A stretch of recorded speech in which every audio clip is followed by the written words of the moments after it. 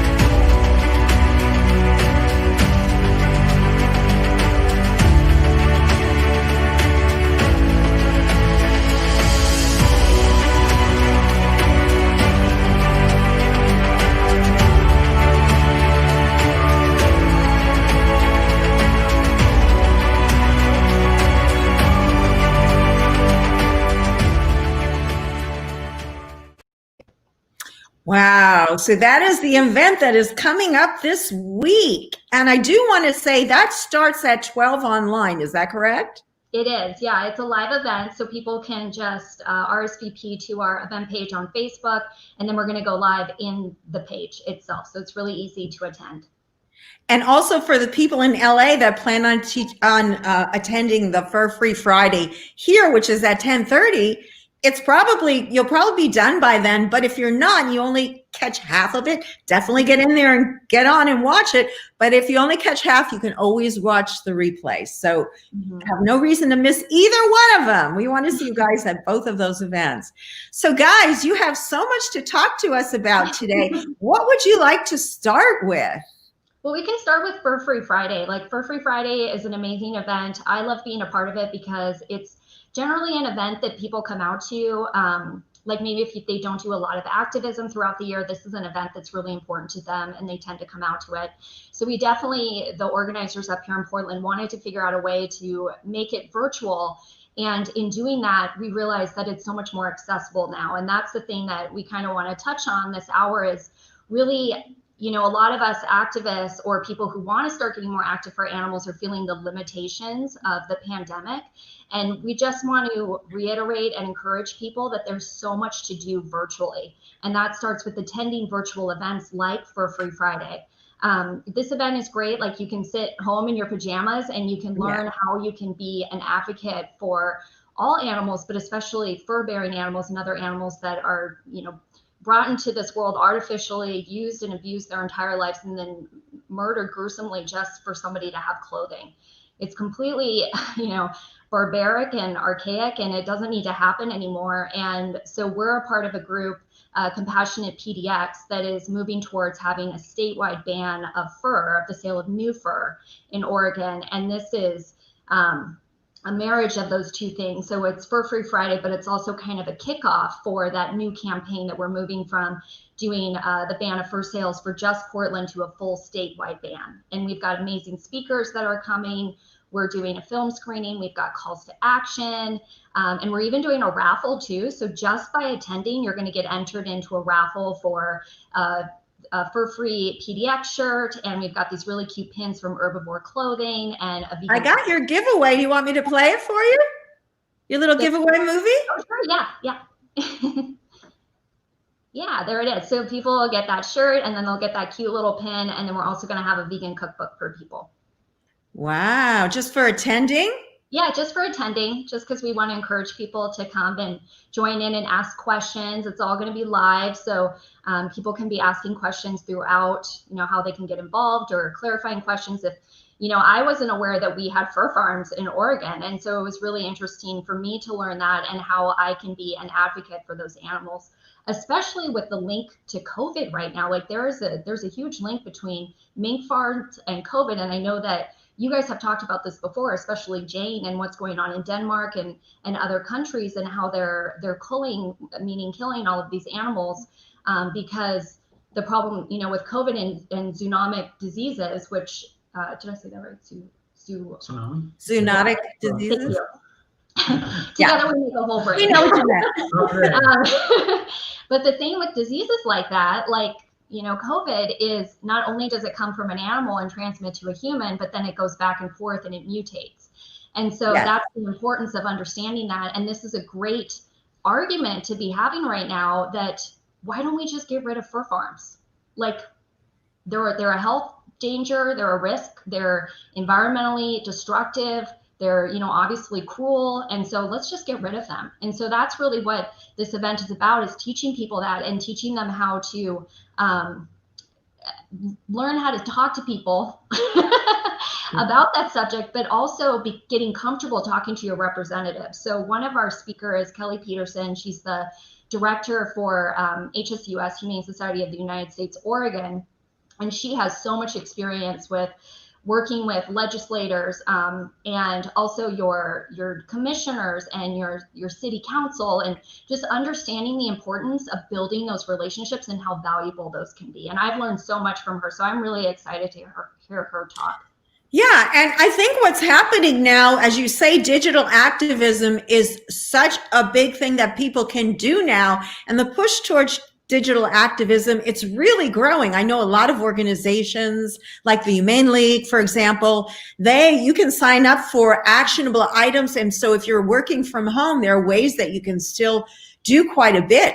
But one of the things they do, and I think this is a really great idea, and I wonder if you guys are doing this, where they have a setup where you can just go to a page, put in your information, and there's a letter already written for you. Now you have the ability to change it if you'd like, but if you don't feel comfortable, like you say, that's another way you can do it, and through email, giving people a lot of choices besides the phone, which I agree some people are not as comfortable doing. Exactly. So do you guys address that in the conference? Will you be addressing that, things like that? Yeah, we will. And actually, the second half of our Fur Free Friday events are our virtual action hour. And that's part of this new group that we recently put together, a group of us activists at, I think it was around May or June. We put together a new collective called Animal Rights Collective Portland.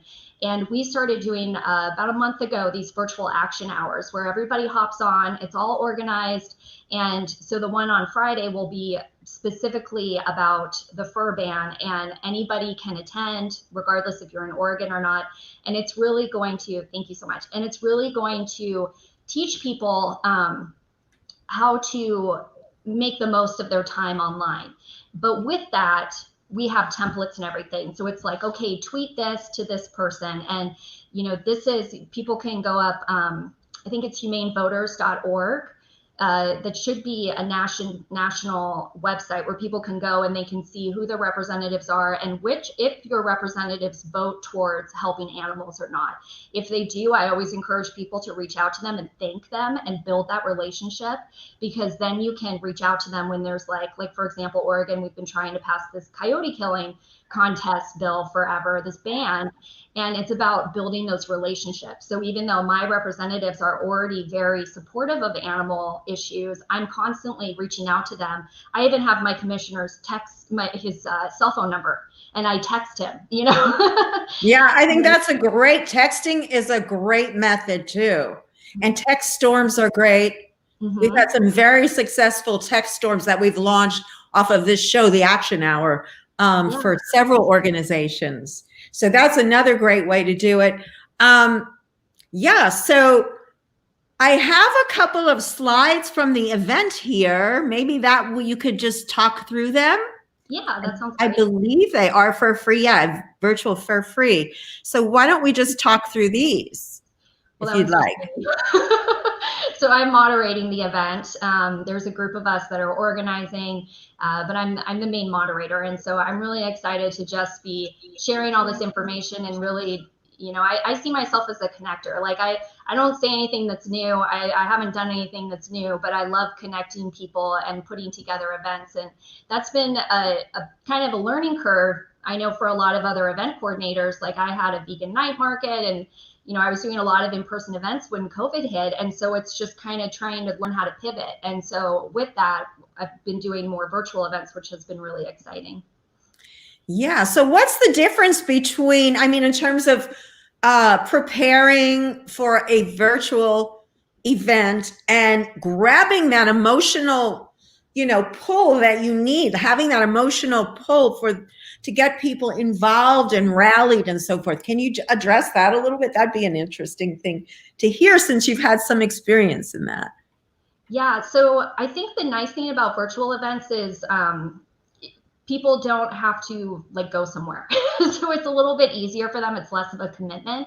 And so I really try to focus on that and focus on how easy it is and how much value it's going to add to somebody. Because the thing about virtual events is they were kind of rare when COVID started, and now everybody's having virtual events. So you hear about Zoom burnout and stuff like that. So that's why we do raffles and things that are going to draw people in. And we have an amazing Bossa Nova Digital who made that video for us. When I was doing in-person events, I always made sure that I had, a couple of photographers and a videographer there. And then we're using that footage from before to put together these really, gripping promos that'll pull people in. And do you show during the Zoom virtual event, or the virtual event, I should say, do you show footage, a lot of footage, and talk about it, things like that? Video footage? Graphic footage, you mean?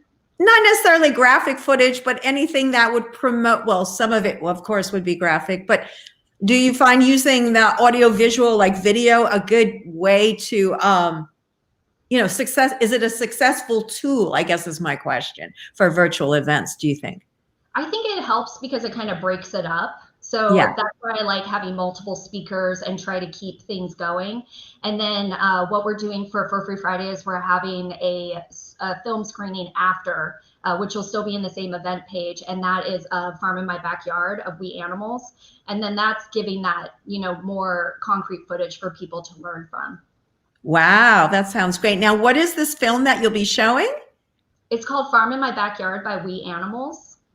And it's got some undercover footage in there and just really talking about how we have these mink farms and we have other farms right in our backyards, whether it's, a dairy or a slaughterhouse or puppy mill next door. Yeah, exactly. I'm sorry, Jake, what was that?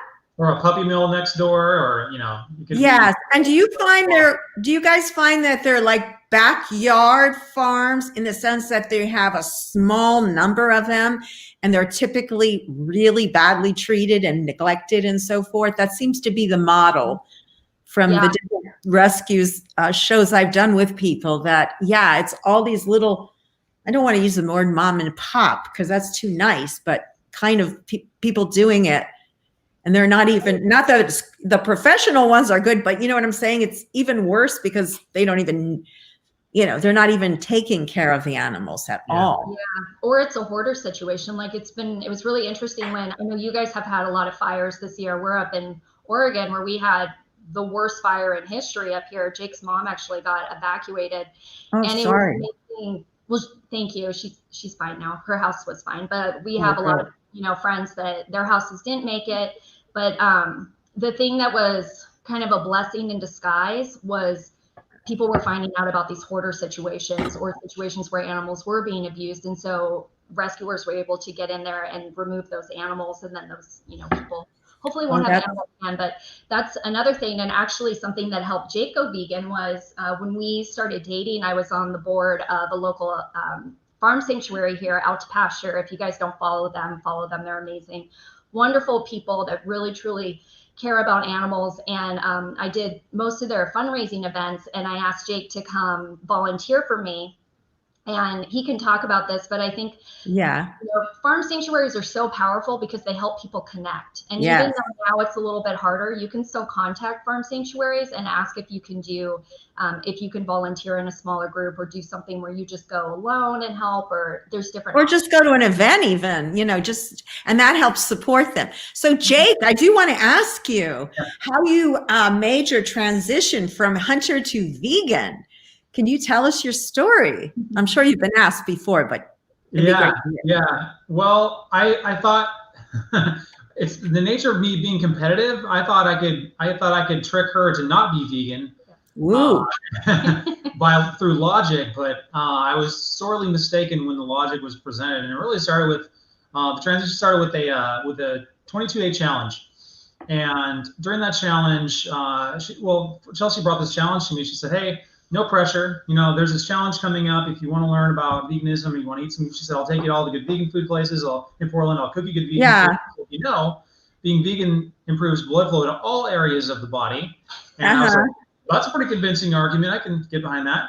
And, I just want to backtrack a little bit, though, and talk about, like, you said about your logic, you know, like I could out logic her. And so what are some of the things that nice people like yourself, you're a nice person, you were a nice person before, they just had a change in mindset. What is that? What are some of those justifications that people use? It's good to hear that and for people to hear that. So can you just, before you go forward, I want to hear the rest, but before you go forward, just talk about that a little bit. People, I mean, there's a million excuses of why people say I need to eat animals because of XYZ, because I need the protein, or I need the omegas, or there's something that the plants are missing. Well, it's not actually true when you look at the science. And Chelsea's done some recent coaching on this to some folks that have been craving fish. Well, it's not the fish that they're craving, it's the omegas. And she said, okay, well, why don't you try eating this? Why don't you eat some walnuts, or eat some flax seeds, or incorporate some vegan omegas. Some algae, into your diet. And so they have these, so they make these justifications, and then they circle their culture around. The culture too. It's like, we've always done it. Well, we used to have slaves, and we used to abuse people, and that doesn't justify us to do it now. And so there's so many more resources that we have now. And go ahead. No, I was just going to say that I was reading recently, and we were talking about Oregon because earlier, and I was reading that hunting has gone up in Oregon. And I was wondering if you could address why that's going on, and is it just because people are bored, or what's going on with that? Conservation. I'll use quotes. Conservation. Okay, explain, please. There's a kind of a catch-22 with animals that are hunted. And so specifically, like in Eastern Oregon, you have these coyote contests. Well, they're put on because there's an abundance of coyotes, because there's an abundance of livestock. And so you got a lot of livestock that need to be protected, so that the farmers can carry on with their livestock. And then so that they have these coyote contests to kill the coyotes to bring the balance back. And also an overpopulation of deer. Well, why is there an overpopulation of deer? Because we're killing the coyotes that normally eat the deer. And if we didn't have to do that, then we wouldn't have to hunt. And so that's why they're justifying these the hunting regulations. There's also kind of there's a movement towards healthier eating, and this is part of the justification that I used to have, was, hey, I'm going out, I'm catching my food, I'm eating it, it's I'm cutting out the middleman, there's no hormones added, they're out, and at least they got a chance to live. But it's still inhumane to kill another animal because you want to eat food for taste pleasure, essentially.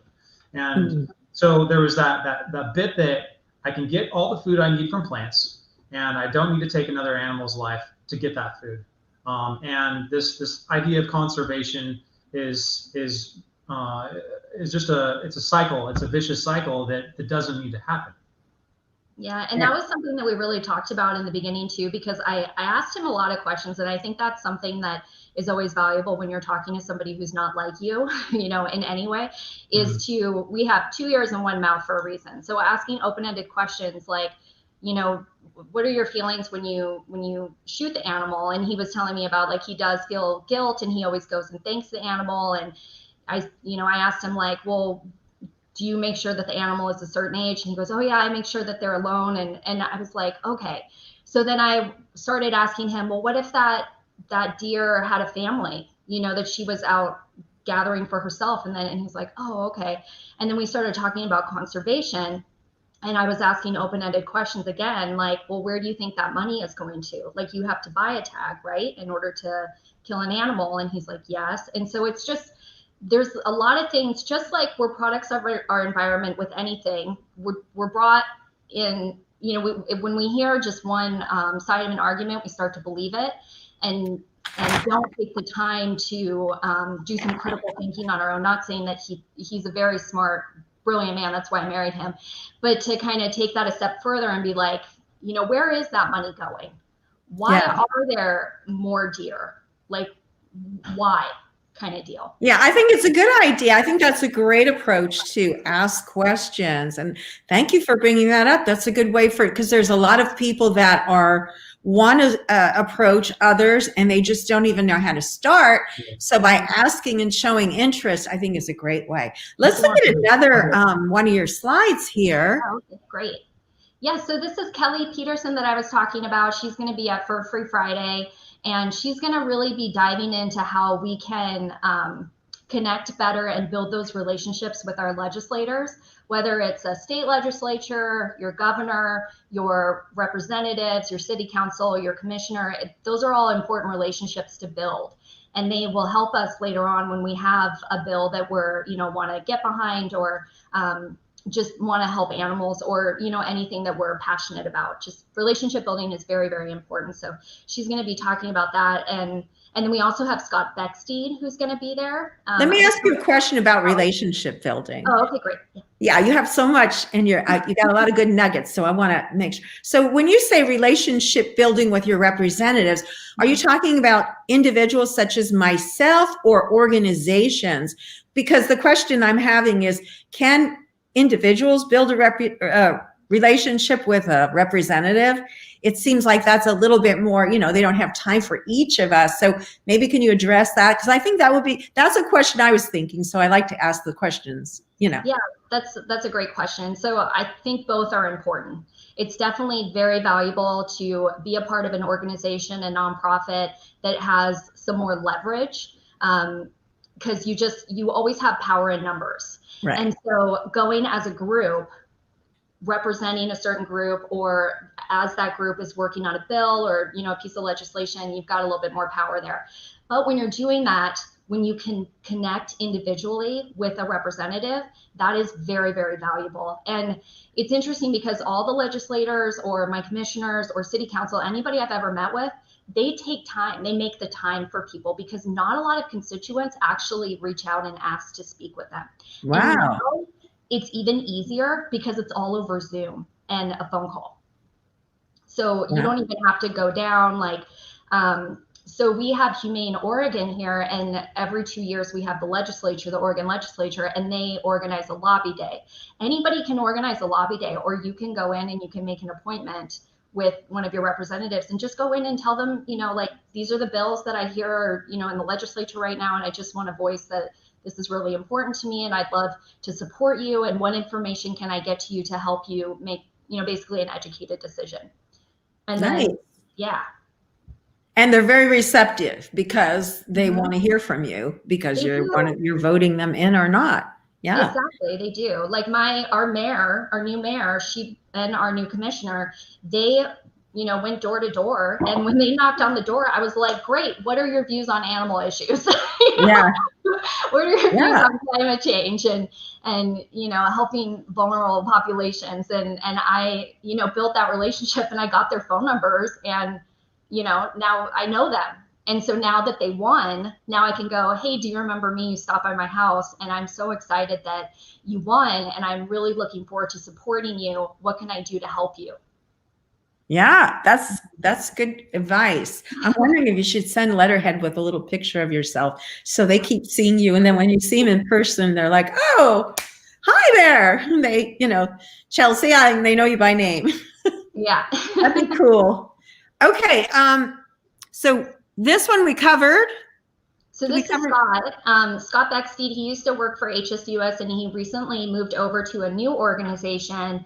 I was going to read it. So he's now the vice president of, the director of campaigns for Animal Wellness Action and Center for Humane Economy.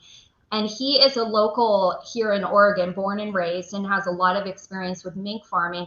And so he's going to be talking about that connection between mink farming and COVID and what that means on a state level.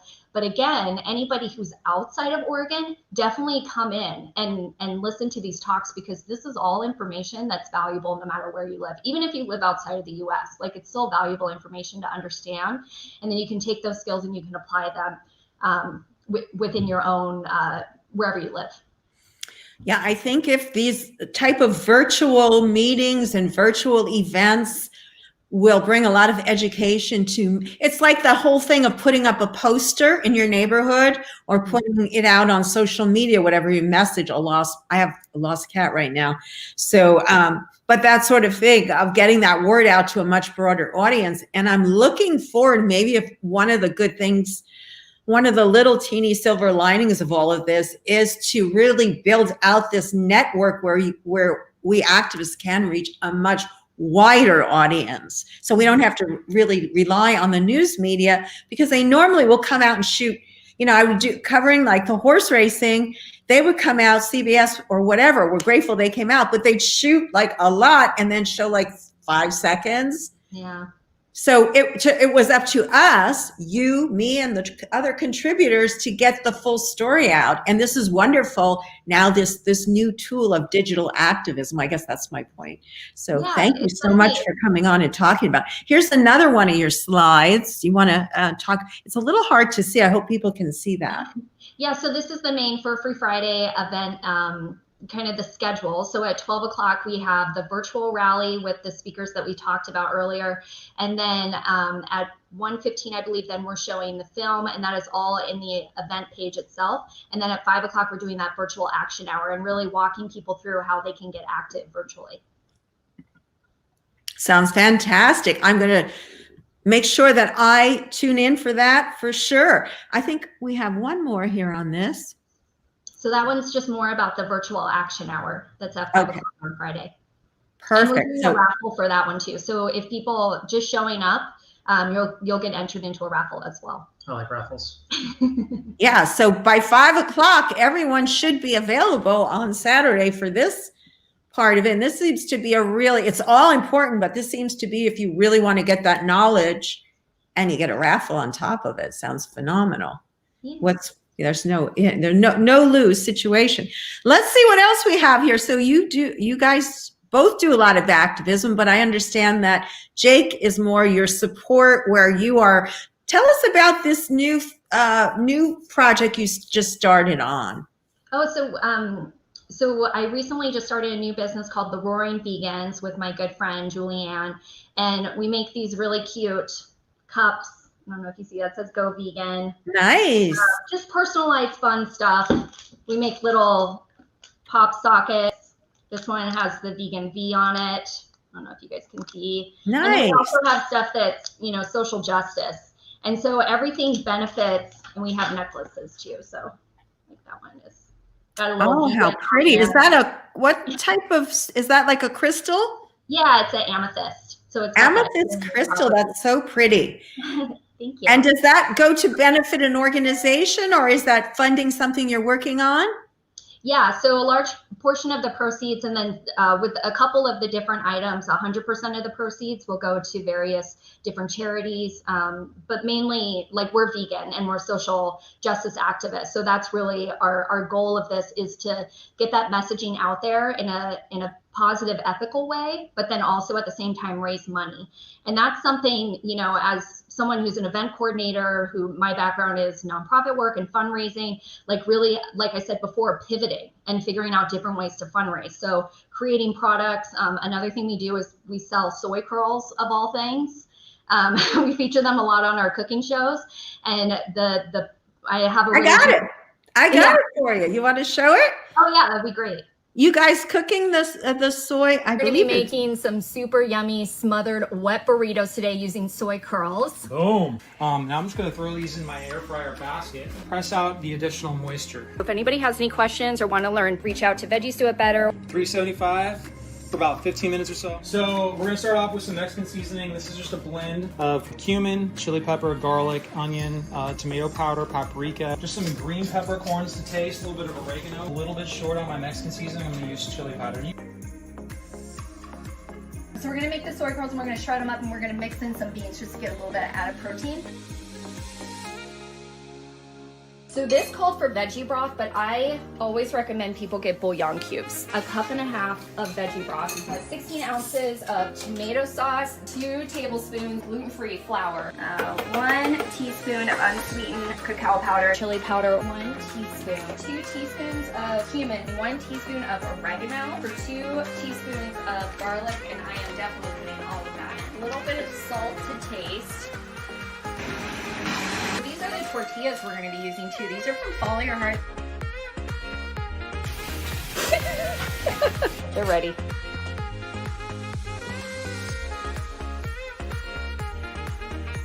Yeah, All right.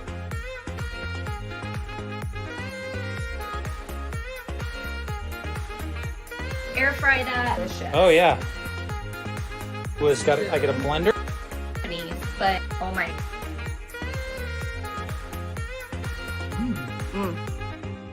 Later. Have a great night. Wow, that looks delicious. I want to have some. It's making me hungry.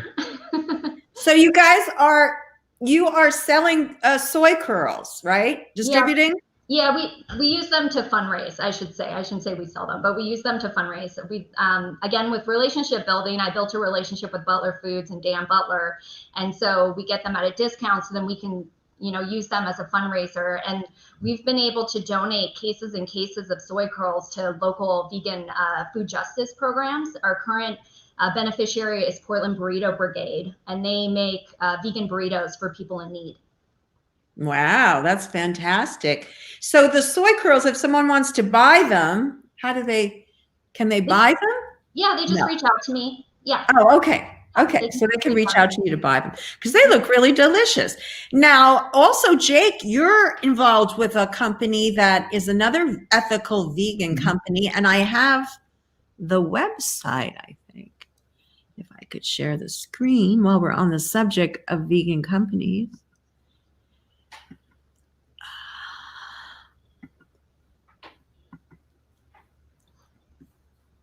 So can you guys see that? Yeah. Thank you. So that's Arbonne International. They're a direct sales company. They're all vegan, and they sell. We help people with their nutritional needs and their skincare. It's all personal care products and everything is vegan, hypoallergenic, soy-free, gluten-free, all that good stuff. And again, we use income from the sales to fund more activism. And really, our overarching goal is to become financially free so we can give more money away. And like Chelsea was talking about fundraising costs a lot of money. It costs a lot of money to keep sanctuaries afloat, to do nonprofit work, and money is always the bottom line when it comes to. There's a lot of people with time, but there's always a lack of money with nonprofits. So Yes. we really want to be able to do these fundraisers that are super fun, but then also match the money that we get from these. So like, let's say we raise 10,000. Hey, let's match it. Let's match 10,000. So back to this. Right now we're looking at we've got some protein powder there that's absolutely delicious. We've got a full skincare line. We've got shampoos. We've got soap. We've got essential oils. Really, I mean, first of all, like everything being hypoallergenic, there's something for everybody on this website. And we're always trying to sample out stuff, get the product in people's hands, and really help people with their skincare needs and nutritional needs. Wow. So, and the other thing too, so we donate at least 20% of our commissions to different charities. We have different charities of the month. I think we've donated well over $1,000 at this point. So again, it's just like getting creative with ways to fundraise and to add value. And for me, I have struggled with my health my whole life, chronic pain. I have fibromyalgia, I have IBS. I've got a lot of stuff that people wouldn't know just looking at me. And I did a 30-day gut reset with Arbonne last fall. We did it together, and my body completely changed. And so not only do we love the company, we love what the company stands for. They're a B Corp. They really they strive to teach diversity and be inclusive and really take care of the environment and, you know, people over profit. But everything is so beneficial and has been so healing for us that we just love to share that, because we know a lot of people are struggling right now, you know, like stress doesn't help.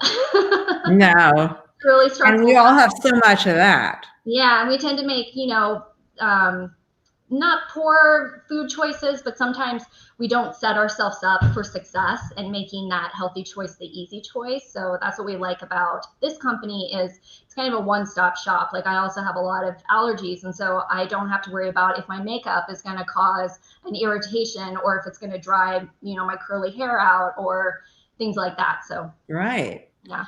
Well, that all sounds great. So I have a couple more slides of your activism here. Maybe we could talk about that. So here you are at a NARD event. And so what was your role what was the role that you played here as a speaker?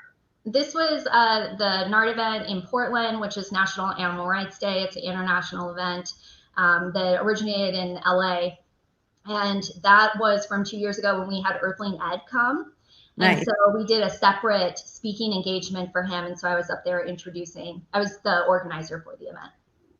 That is such a phenomenal event. Even this year, though it was on Zoom, it was different. And it kind of coincided with Black Lives Matter. Mm-hmm. But it was very memorable. The one that we broadcast here from LA, I thought it was really good. Not the same. I hope we can go back to the streets next year, because that is just, I think that's the event everyone looks forward to, that everybody goes to that one, you know? Yeah, exactly. And that's the thing, that's the hard thing with these big events like we were talking about, like for Free Friday, NARD, Official Animal Rights March, like or even like rodeo protests or something like that. Like, you know, the rodeos tend to come in the summertime. These are like main events where it's kind of like, it tends to be one where a lot of people come to and they're kind of missing that connection. So that's another thing that's really important when we talk about relationships is staying connected to our fellow activists and staying kind and supportive, because it's tough. You know, it's tough anyways, and being in, you know, isolation. We're in lockdown right now up in Oregon. And so. Are you? Mm-hmm, yeah. So no restaurants are open anymore? Nope. For how long? I think so. Portland area is at least a month, and then we're in the next county over, and we're at least 2 weeks. But I'm assuming it's going to continue because the numbers are not good. And it's just so sad that people still don't make the connection between zoonotic diseases, wet markets, and COVID-19. Fur farms and COVID-19, and people just like, it just goes like it's just not there. It's like the hypnotist that puts an object between the person and himself, and the person sees right through the object and can read through the object. It's like they just choose not to see. What do we do? I mean, we're doing what we can, but you know, a lot of activists get discouraged. Do you have some words of encouragement that you'd like to share, Chelsea? Do you want to? Yeah. A little bit? Or Jake, or both, or when you're doing something that you really care about, that you're passionate about, it's easy to get burned out. Whether that's activism, or whether that's a new hobby, or whether that's a new career path, and having balance outside of that, doing things that, you know, your adult responsibilities, doing some meditation outside of that, doing other things that. Because activism can be very negative. Like you're really trying to change people's minds, and they can be very negative.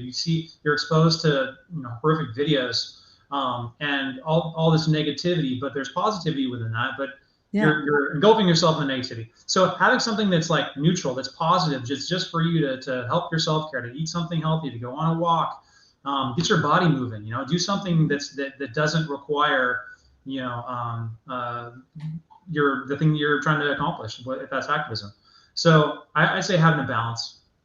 Yeah, having balance. And I think another good tip someone gave was pick the time you're going to look at that stuff when you have to.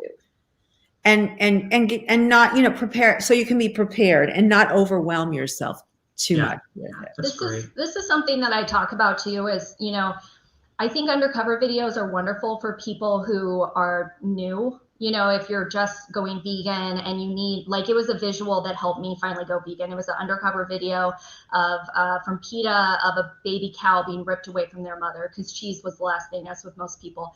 And I needed that visual, and I needed to go back when I, you know, was maybe not on the right path, you know, like kind of like falling back. But now here I am 12, 13 years later of being vegan and being an activist. And at some point, we're just re-traumatizing ourselves. So I think it's really important. Like I talk to a lot of newer activists that maybe they've been in, you know, for a year or something. They're never going to go back to not, you know, to eating animals. And they're like, oh, I just watched Dominion and I'm so upset. And I'm like, don't watch it. You know, like you can tell other people to watch it. You can recommend it, but I think there needs to be a fine line between educating ourselves and re-traumatizing ourselves. Yeah, I agree. The thing is, like in a situation for me, I have to see it because I'm cutting video all the time, and so many people, not just me, but you know, like when we're looking at footage to do a show, we have no choice. But yeah, it's true. You know, I think it is good for people to see it once in a while because you can tend to forget, you know what I mean, and get busy in your life. And maybe just to remind yourself. But again, everybody's different and they have to make those choices. They're anchors. They're anchors, right? Like when we get burned out, we use an anchor to say, oh yeah, okay, this is why I'm doing this. This reminds me of why we're staying the course. This is what we can achieve if we stay the course. If you know, whether it's activism or not, anything we need anchors for. We don't. I mean, I can count on one hand how many of those traumatizing videos I watched because I didn't need to watch any other ones. Like I was convinced. I mean, I don't want to see that because it makes me sad and upset. It doesn't motivate me anymore than I already am. Yeah, sometimes it can be detrimental and make you so depressed you don't want to do anything. So it can work against as well. Yeah, it's a fine line that unfortunately we all have to deal with. But I think that goes in any kind of charity work you do. You know, it's going to be like that, and we just have to be strong, I guess. I think I showed all the slides that we have. Is there anything else you guys want to talk about? We're about 3/4 through the show. So if you want to. I did see a question. The question popped up earlier. Why do people hunt? Do you have that question? Yes. Yeah. Well, let's look at some of the comments. What does this say? Oh, yes. I do need to get myself a bag of soy curl. We love Tom. He's the best. He is great. Tom's a loyal fan. He's always there. Let's see that one. Yeah, there's Tom again. There was one. And we saw the real reason. Here we go. It seems for conservation. What's the real people? What is the real reason that people hunt? They say it's for conservation or this or that, but is it more about power, strength, or masculinity or something? Isn't it? There's several. And I kind of touched on this. I'd always done it. My dad was an outdoorsman. He lived to hunt and fish, and it was a way for us to spend time together. And that's the way he loved to do. Like if he could do that 24 hours a day, 7 days a week, 365 days a year, he would have done that. And so that's what we did together. Now there's another part of it too, which was there's a thrill of the hunt. So like if you know someone who likes to go to yard sales or like goes antique hunting or like collectible hunting, there's the thrill of hey, we can find something that's valuable, or we can find something. Well, the thrill of the hunt is, hey, we can find an animal that we can bring home and eat or grow. Like if you like growing food in your garden, if you've ever grown something, there's that thrill of, hey, we can grow this, and then we can make use of it. And we were the person who made that happen. And so there used to be a connection there for me that if I could hunt and get something, then it was better. It was more fulfilling. And there's a lot of work that goes into it. So there's a lot of hard work and then a payout. And that payout was great enough for me to go seek that out. And it was part of what we did too with my father. So that was the reason for us. A lot of people would hunt and they would try to catch a bigger animal because they would display it and there was a story behind it. But they would, I didn't ever met any hunter that hunted and just left the animal there and then took their the remains and hung them up. I never met anybody like that. So I think that's Well, less likely. But there are some people that go on out for sport that have not been educated, and that's the worry. And they'll kill a mother deer that might have babies, you know, I mean, things like that, where people are shooting animals and not killing them. And you hear all sorts of horror stories about it. Yeah, archery is so cool.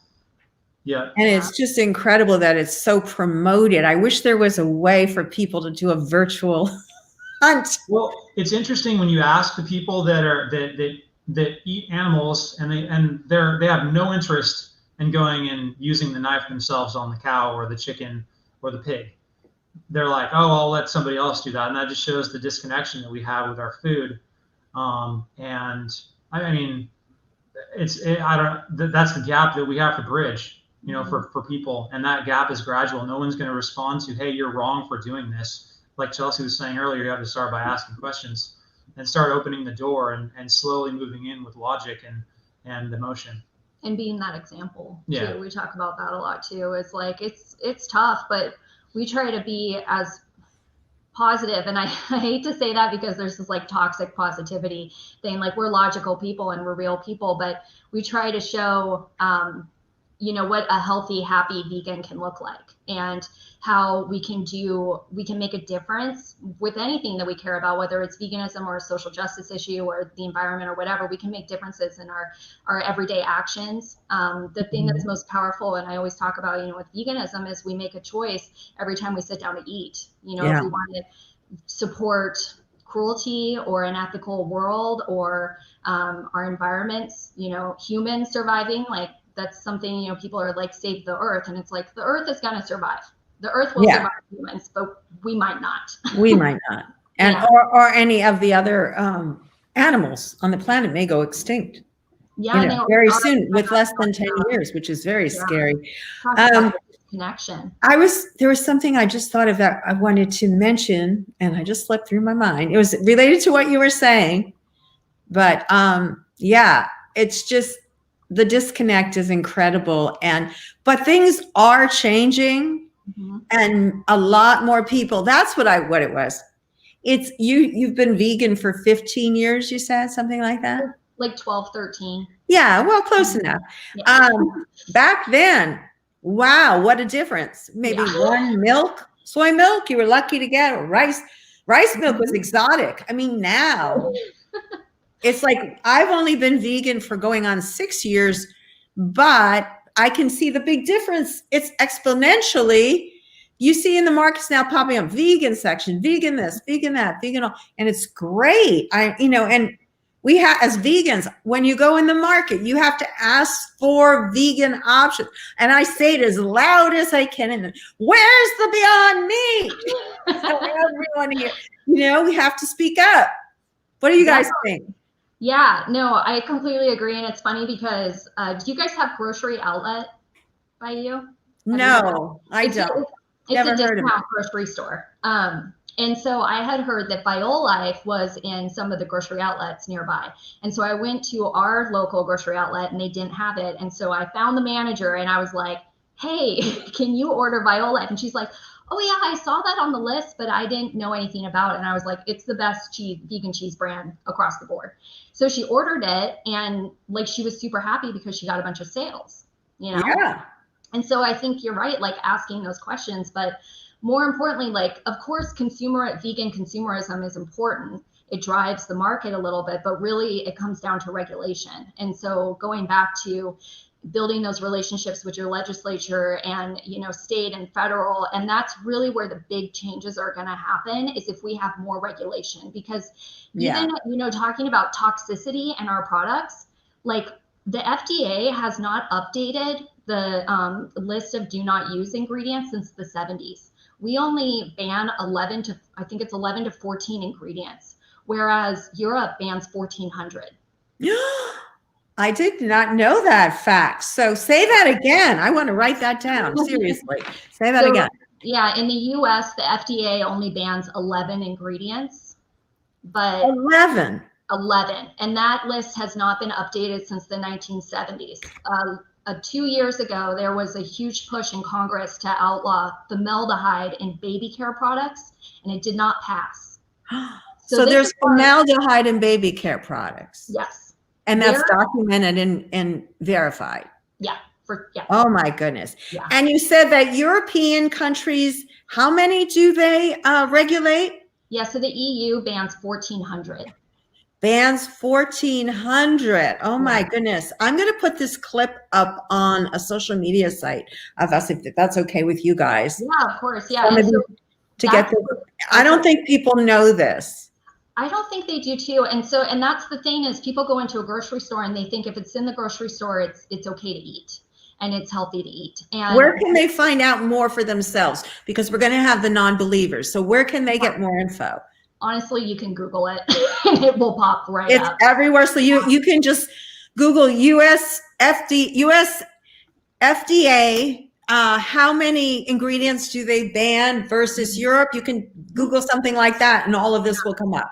For sure, yeah. And that's another reason why we're so passionate about Arbonne is they took that EU list because they started in Switzerland and then now they're out of Irvine, California. But they took that list of 1,400 ingredients and added more. So they banned over 2,000 ingredients. And that's pretty interesting. Yeah, I mean, I know a lot of people are vegan who watch this and we're so frustrated when we're like, food glaze. Who would think food glaze is an animal product?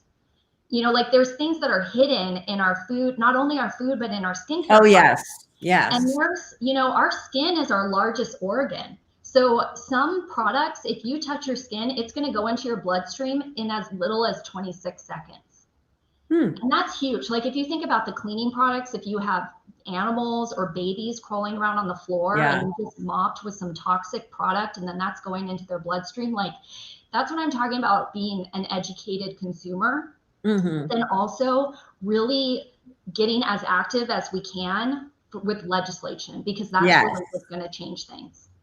The legislation is so key, and people speaking up and speaking out like we saw in this last election. We need more of that, lots more, if we're going to initiate these changes. And having people on like you guys to help remind everyone is what is wonderful that we can do that. So this has been great. And we've just down to the last couple of minutes here.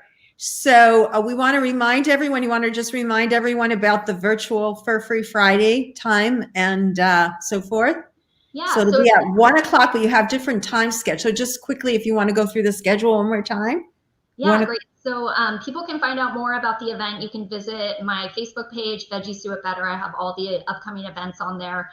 You can also join Animal Rights Collective Portland, ARCPDX, our Facebook group, and we do a lot of virtual events in there, including a monthly social and another community meeting. So again, connecting with other activists.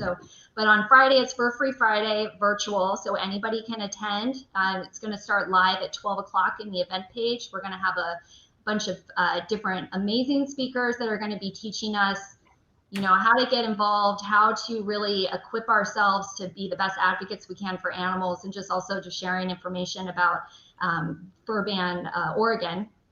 And then at 1:15, we're doing a film screening by We Animals. It's called Farm in My Backyard, or In Your Backyard. And then at 5 o'clock, a separate event, which is also listed on Veggies Do It Better, is our virtual action hour, where we're really taking people step by step on how they can get active virtually. And it's really organized. We've got some amazing people working on the event, and honestly, no experience necessary. Great. Well, that sounds great. And we will put all of the links you just mentioned, because I believe you shared those with me. If there's some you haven't, you can send them to me. I will be going in. We don't put the links up ahead because it lowers the views from what we've been told. So we do put them into the comments so people can come back on and check and find them. Also, folks, if you want to help out, please share out this video. I meant to mention that earlier. I usually do, but please share this video out. Get the word out about these events that are coming up, like the virtual Fur-Free Friday. Help educate everyone, and that's the way you can help right now, because we can't go, like you said, we can't go out there. We're getting shut down again. Yep. Yeah. And then if people are interested in learning more about just non-toxic living in general, we have a Facebook page or a Facebook group that anybody is welcome to join in. We share different tips on. What is the Facebook? What's the name? It's called Stay Healthy, Stay Active with Chelsea and Jake. Ooh, that's a little bit long. Why don't you just send me the link on that? We Okay, can put it. I think you have the. I have it already. Yeah, you have the graphic. I don't know if you can. I have the graphic. Mm-hmm. It was one of the first ones, and it says "Get Cooking" on there too. Stay healthy, stay active, get cooking. Oh, this one? Yeah. So that's the cover page of our group. So yeah, it's just stay healthy, stay active with Chelsea and Jake. Nice. Great. Well, lots of good stuff, and you're providing a lot of helpful information. So we thank you, and thank you for being on today. Really appreciate it, and look forward to Virtual Fur Free Friday and the other upcoming events. So you'll keep in touch, and of course, people can see you on your show, the Roaring Vegans. The Couples Cooking. So Couples Cooking. You got so many projects. It's hard to keep track. Couples Cooking on Jane on Chain. And then you also guys also do lunch break lives. You have your soy curls. Wow. Yeah. So if people want to see past videos too, you can go to Jane's main page, click videos, and then scroll down. And I think we're the 4th or the 5th category. And we've got a lot of great cooking videos in there, lots of like meaty, juicy things, because, you know, Jake's a former hunter. So we always try and incorporate things that, you know, a big strong man would like to eat. It's got that flavor. Yeah. Yeah. Yeah, lots of good, satisfying food. Great. Well, thanks for being on, folks. Thank you for watching, everyone. This is the Action Hour with Lindsay Baker. I'm on every week, and I will see you guys next time. Catch you later. Bye.